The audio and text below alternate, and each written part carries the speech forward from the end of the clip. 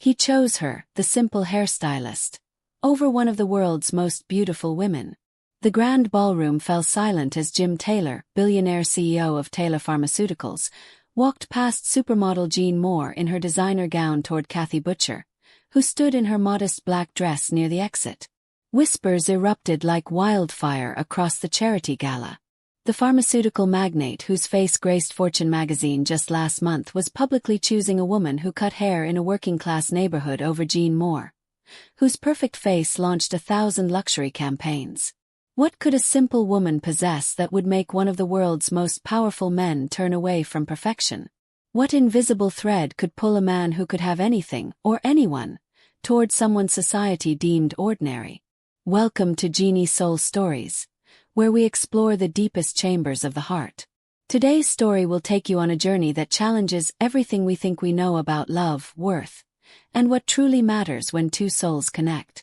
Have you ever wondered what truly matters when it comes to love? Is it status, beauty, or something deeper that calls one heart to another? Let's find out together. Jim Taylor built Taylor Pharmaceuticals from nothing but ambition and a brilliant mind that saw connections others missed. At 38, he had revolutionized cancer treatment delivery systems, making life-saving medications more effective with fewer side effects. His innovation had earned him billions and saved countless lives. The business world called him visionary. Financial analysts tracked his every move. Women found his power irresistible. But behind the polished exterior of success lived a man haunted by emptiness. His penthouse overlooking Central Park felt more like a museum than a home, beautiful but untouched, perfect but cold. The gleaming surfaces and expensive art reflected a life carefully constructed to impress others, not comfort himself. What those marble floors had never felt were the tears of a 12-year-old boy who watched his father walk out the door, never to return. The walls had never heard the promise that young Jim made to his weeping mother as they faced eviction. "I'll take care of us. I won't ever leave," like he did. And he had kept that promise.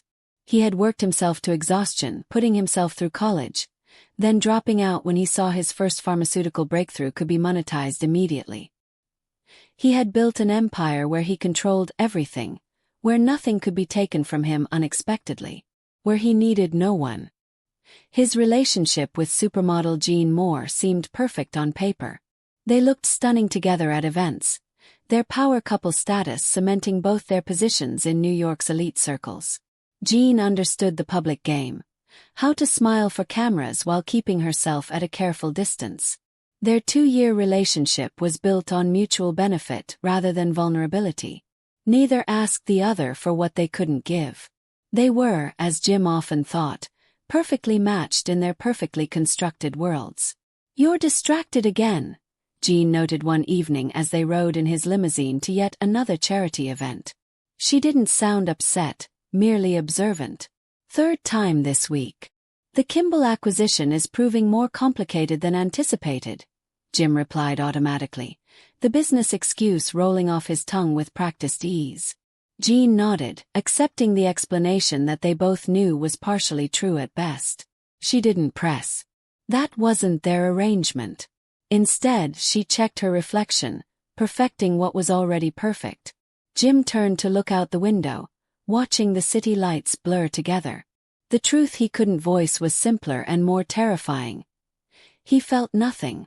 The successes, the acquisitions, the beautiful woman beside him, none of it touched anything real inside him anymore. He had built an empire that felt increasingly hollow. The first signs of a migraine pulsed behind his eyes as the car stopped at another red carpet event. Within an hour, the pain had become unbearable, the camera flashes like daggers. He whispered apologies to Geeny and their hosts before slipping out a side exit into the rainy night.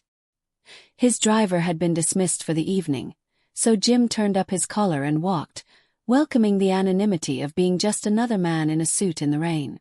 6 blocks later, a neon sign caught his attention. "New Chapter Hair Salon." Through the window, he could see it was still open despite the late hour. One customer sat in a chair while a woman with dark curly hair worked with focused attention. The migraine pulsed again. On impulse, Jim pushed open the door, setting a small bell tinkling. "Be right with you," called a warm voice without looking up from her work. Jim sank into a chair in the waiting area and closed his eyes, the salon's warmth and faint scent of lavender offering unexpected comfort. "Sorry about the wait. Last appointment ran long." The voice stopped abruptly. Jim opened his eyes to find the dark-haired woman staring at him with widened eyes. "You're Jim Taylor." It wasn't a question, but it wasn't the usual recognition either. No fawning, no immediate shift in behavior. Just simple acknowledgement.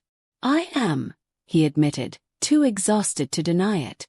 "And I desperately need somewhere quiet to sit for 20 minutes until my migraine medication kicks in. I can pay whatever your closing fee is." The woman, Kathy, according to her name tag, tilted her head slightly. "No charge for sitting," she said simply. "But if you'd like, I can do a scalp massage that might help with the migraine. I have many clients who swear by it." 20 minutes later, Jim sat with his eyes closed as Kathy's fingers worked methodically across his scalp, finding pressure points he never knew existed. The migraine was receding, but more surprising was the sense of calm spreading through him. "You're carrying a lot of tension in your jaw," Kathy observed quietly. "Try to relax it." Years of clenching through board meetings, Jim found himself admitting. "And probably a few decades of holding back words you wanted to say," she added, her fingers finding another knot at the base of his skull. Jim's eyes opened in surprise. "Excuse me." Kathy shrugged, unintimidated. "Hairstylists are part therapist. You learn to read people. Your mouth says, successful businessman, but your shoulders have been carrying the weight of the world since you were a kid." For the first time in years, Jim felt seen, really seen, and the sensation was both terrifying and exhilarating. This woman who cut hair in a neighborhood his driver would typically speed through had somehow looked past his carefully constructed facade and recognized something true. "Does the mind reading come with the haircut, or is it extra?" he asked, attempting humor to mask his discomfort. "Complimentary service," Kathy replied with a small smile. "Though most people don't notice I'm doing it." When Jim left the salon an hour later, with both a haircut he hadn't planned on and relief from his migraine, he felt lighter than he had in months. He left a tip that probably equaled Kathy's weekly income, which she tried to refuse until he insisted it was for the migraine remedy rather than the haircut. "I can't remember the last time someone told me no," he remarked as she finally accepted the money. "That," Kathy said with unexpected seriousness, "might be the root of your headaches." 3 days later, Jim found himself back at New Chapter, claiming he'd forgotten his phone during the previous visit. They both knew it was a transparent excuse. A man who ran a pharmaceutical empire wouldn't be careless with his primary communication device. Still, Kathy played along, searching behind cushions in the waiting area. "Strange," she said, looking up with a knowing glint in her eye. "No phone. But since you're here, I was just closing up. Would you like some tea? I just put the kettle on." That night, as rain lashed against the windows and thunder cracked overhead, Jim Taylor sat in a second-hand armchair in the back room of a hair salon, drinking chamomile tea with honey while Kathy Butcher told him about her grandmother who had taught her to listen before cutting, to see the person beneath the hair.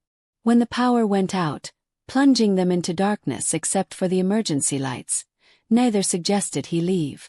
By candlelight, their conversation deepened. Jim found himself speaking of things he'd told no one. His father's abandonment, his mother's struggle, the panic attacks that sometimes gripped him in private. Kathy listened without judgment, occasionally sharing pieces of her own story. Growing up with an alcoholic mother, putting herself through cosmetology school, inheriting her grandmother's gift for seeing beyond surfaces.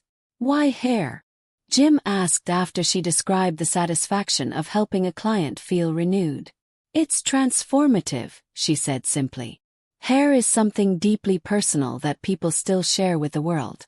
When someone sits in my chair, they're trusting me to see both who they are and who they want to be. That's a privilege." The power returned around midnight, breaking the spell of intimacy that had enveloped them.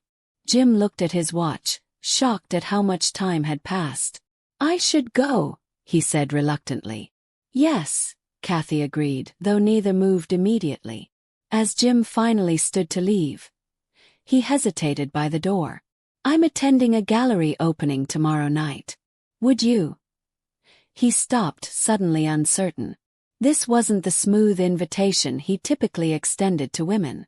Kathy saved him from his awkwardness. I don't belong in your world, Mr. Taylor. Jim, he corrected automatically. Jim, she conceded with a small smile. And you don't belong in mine. Tonight was unusual circumstances. He wanted to argue but found himself nodding instead. She was right, of course. Their worlds couldn't be more different. Yet as his driver picked him up from the corner, Jim had texted him the location rather than have him see the salon. He couldn't shake the feeling that for the first time in years, he had experienced something real. The coming weeks brought Jim back to the salon repeatedly, each visit rationalized with increasingly flimsy excuses. Touch-up on his haircut, question about migraine remedies, a recommendation for his sister's hair problems. Kathy maintained a friendly professionalism, never turning him away but never encouraging more than their strange, growing friendship. Their worlds collided unexpectedly when Jim's younger sister Sarah was hospitalized after a car accident. Jim had been in the middle of a crucial acquisition meeting when the call came, and he'd left abruptly, terrifying his executive team who had never seen him prioritize anything over business. At the hospital, Jim paced the waiting area, his usual control splintering with each passing hour without news.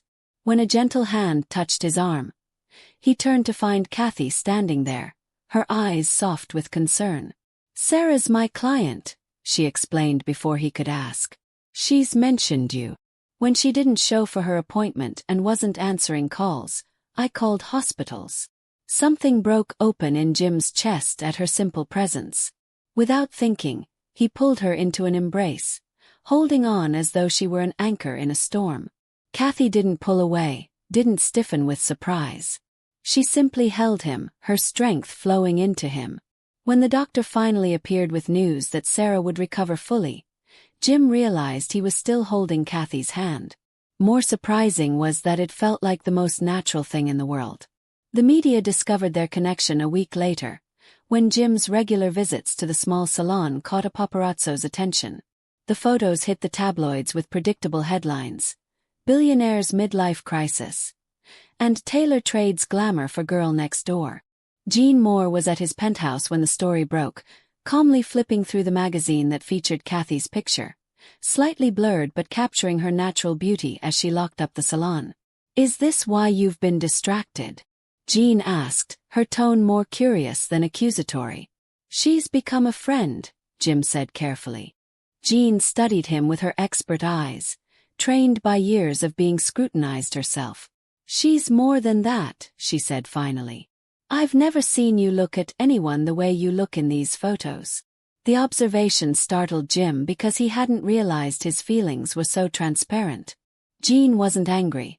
Their relationship had always included an unspoken understanding that deeper emotions weren't part of the arrangement. But her words forced him to confront what he'd been avoiding. His feelings for Kathy had grown beyond friendship. The revelation complicated everything. His board of directors expressed concerns about the company image, suggesting the relationship could impact stock prices. Longtime business associates made thinly veiled jokes about Kathy's humble beginnings.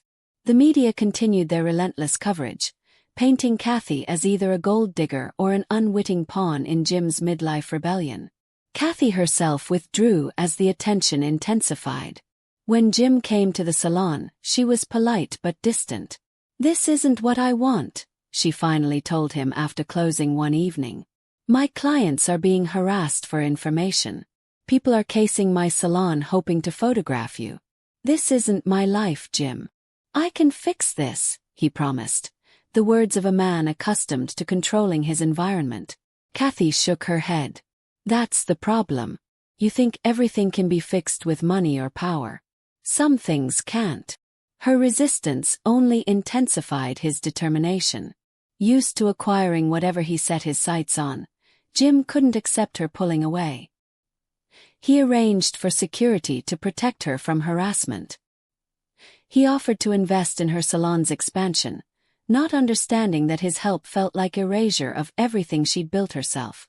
Their misunderstandings culminated at the annual benefit for cancer research, a cause close to Jim's heart due to his company's work. He had invited Kathy, hoping to show her she could belong in his world if she'd only let herself. Instead, the evening became a painful illustration of their differences. Kathy overheard Jim's business associates making dismissive comments about her background. When Jim introduced her to key industry figures, they smiled politely before turning the conversation to matters that excluded her. Even her appearance, in a simple black dress rather than a designer gown, marked her as different. The final blow came when Jean Moore arrived, stunning in a red gown that drew every eye in the room. Unlike the others, Jean approached Kathy directly, extending a perfectly manicured hand. "He looks at you differently," Jean said without preamble. "I've known Jim for years and I've never seen him like this." Before Kathy could respond, a board member pulled Jim away for an urgent conversation, leaving the two women together. In that moment, seeing Jim seamlessly step back into his role as the powerful CEO, Kathy felt the full weight of their different realities. "I don't belong here," she said quietly. Jean studied her with unexpected kindness. "Perhaps it's not about belonging in his world," she suggested. "Perhaps it's about creating a new one together." But the seeds of doubt had been planted. When Jim returned, Kathy excused herself and slipped away from the gala, taking a taxi rather than his waiting car. The pain in her chest as she left was a sharp reminder of why she'd protected her heart for so long. The following day, when Jim came to the salon, Kathy was ready with her decision. "This isn't working," she said before he could speak. "We come from different worlds, Jim. I've built my life on being independent, on creating something that's entirely mine. You've built yours on control and acquisition. Those foundations don't mix." "I love you," Jim said, the words coming out before he could consider their impact. He'd never said them to anyone outside his family, not even Jean. Kathy's eyes filled with tears. "But you don't know how to love without trying to fix or change or protect. And I don't know how to be loved without losing myself." She turned away, unable to bear the raw emotion on his face. When the bell tinkled, signaling his departure, Kathy allowed herself to cry for what might have been. For 2 weeks, Jim honored her decision, throwing himself into work with renewed intensity. The acquisition that had seemed so important was completed. Stock prices soared. His executive team breathed sighs of relief that their leader had returned to form. But Jim moved through it all like a man sleepwalking. Food had no taste. Conversations held no interest. Even Jean noticed the change when they attended a gallery opening together, a reappearance as a couple that the media eagerly documented. "You're not present," Jean said as they stood before an abstract painting valued at millions. "I apologize," Jim replied automatically. Jean turned to him, her perfect features arranged in rare genuine concern. "Don't apologize. Go get her." Jim blinked in surprise. "What?" "The hairstylist." "Kathy." Jean's voice held no jealousy, only certainty. "I've never seen you care about anything the way you care about her. That's worth more than whatever we've been doing." The conversation was interrupted by Jim's phone. Sarah had experienced complications and was back in the hospital. His world tilted on its axis as he rushed to her side, all thoughts of Jean and Kathy temporarily pushed aside by fear for his sister. At the hospital, hours passed in a haze of medical terminology and worried consultations. When he stepped out of Sarah's room to get coffee, exhaustion threatening to overwhelm him, he saw a familiar figure at the nurse's station. Kathy stood with a small arrangement of wildflowers, speaking quietly with a nurse who nodded toward Sarah's room. She hadn't seen Jim yet, and for a moment, he simply watched her. The gentle way she smiled at the nurse, the genuine concern in her eyes, the simple beauty of her that needed no enhancement. "She's been here every day," the nurse told Jim when she noticed him watching. brings fresh flowers, sits and talks to your sister even though she's been unconscious. The revelation struck Jim with unexpected force. Kathy had maintained this connection, this care, despite their painful separation. Not for his benefit, not for recognition, but simply because she cared. When Kathy turned and saw him, her eyes widened with surprise. "I didn't expect you'd be here now," she said. "I usually come in the mornings." "Every day?" Jim asked, his voice rough with emotion. Kathy nodded. "Sarah's my friend too. I didn't stop caring about her just because." She trailed off, unwilling to reopen their wounds. In that moment, standing in the sterile hospital corridor with fluorescent lights washing out all color, Jim Taylor, who had built an empire based on calculated decisions, finally understood what he'd been missing. Kathy cared without expectation of return. She gave without measuring. She loved without conditions. "I found your journal," she said suddenly, breaking the charged silence between them. "After you left that night at the salon." It had fallen behind the chair. Jim felt his heart stop. The leather-bound journal contained the poetry he'd written for years under a pseudonym. Raw, vulnerable expressions of his innermost thoughts that no one had ever seen. "I didn't mean to read it," Kathy continued.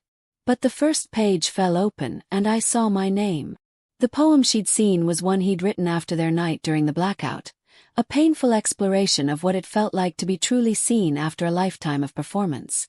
"You're not who I thought you were," Kathy said softly. "I'm exactly who you thought I was," Jim countered. "You saw me before I was ready to be seen." When Sarah regained consciousness days later, she found her brother and Kathy both asleep in chairs on either side of her bed, their hands linked across the space between them. The sight brought a weak smile to her face, and she didn't wake them, understanding instinctively that something precious and fragile was healing along with her. Their reconciliation wasn't immediate or simple. Jim had to learn that love meant supporting Kathy's independence rather than trying to shelter her from all difficulties. Kathy had to accept that receiving help didn't diminish her strength or autonomy. They fought, they compromised, they built something entirely new together. The media continued to follow their relationship, but the narrative shifted when Jim made a decision that shocked the business world. Rather than asking Kathy to join his high society life, he moved into the apartment above her salon, commuting to his office in a luxury high-rise while coming home to the neighborhood where people greeted each other by name. When the invitation arrived for the annual Pharmaceutical Innovation Awards, where Taylor Pharmaceuticals was being honored for its breakthrough cancer treatment, Jim asked Kathy to accompany him. She agreed with trepidation, remembering the disastrous charity gala. Jean Moore was there, still stunning, still perfect. She had become the face of a campaign focused on inner beauty, a subtle but significant shift in her career that few understood the origins of. When she saw Jim and Kathy enter, she approached them directly, champagne flute in hand. "You look happy," she said to them both, her observation genuine rather than performative. "We are," Jim answered simply, his hand finding Kathy's. As the evening progressed, whispers followed them. The billionaire CEO who had seemingly stepped down from Mount Olympus to live among mortals. When Jim was called to the stage to accept his company's award, Kathy prepared herself for the standard acceptance speech, full of corporate gratitude and strategic acknowledgments. Instead, Jim looked directly at her as he spoke. "Success is traditionally measured in acquisitions, expansions, and profit margins. By those metrics, Taylor Pharmaceuticals has indeed succeeded beyond expectations. But true success, I've learned, comes from a much simpler measure. Do you recognize yourself in the quiet moments? Are you building a life or just an impressive facade?"